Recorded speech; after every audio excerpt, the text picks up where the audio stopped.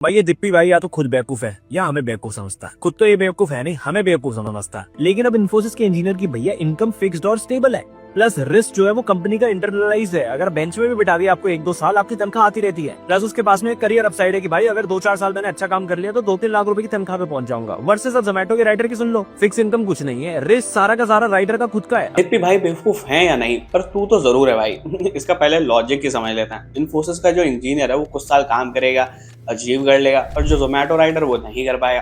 अब इस पर मेरा एक सवाल है, अगर इन्फोसिस का जो इंजीनियर है वो 4 से 5 साल काम करता है तो स्किल इंप्रूवमेंट होगी, आगे जाकर वो शायद टीम लीड या सीनियर इंजीनियर भी बन जाए। पर यहीं पे अगर जोमेटो का जो राइडर है वो 5 साल काम करता है तो आगे जाकर वो डिलीवरी उड़ के तो नहीं देने वाला है ना। उसके अलावा इन्फोसिस का जो इंजीनियर है वो लगातार 5 साल ऑफिस जाएगा, पर जो जोमेटो का राइडर है वो साल में एवरेज 38 डेज काम करता है। यही नहीं, ऊपर से जो सिर्फ 2.3 डिलीवरी राइडर्स हैं, आज तक उन्होंने 250 से ज्यादा डिलीवरीज दी है, वो भी 365 दिन में, एक साल में मतलब। दूसरी बात कि जोमेटो नहीं होता तो कुछ और कर लेते।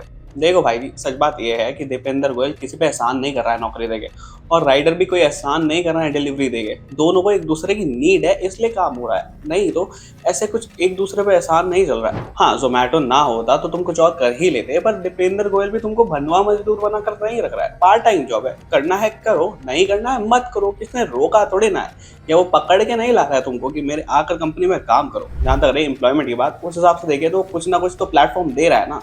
अगर आपको इतनी ही दिक्कत है, आप अपना जाकर एक प्लेटफॉर्म खड़ा कीजिए, बनाइए, ऊपर से जाकर उनको सारे राइट्स दीजिए, उनको सारे अधिकार दीजिए, सैलरी 40,000 या 50,000 तक दीजिए। किसने रोका है?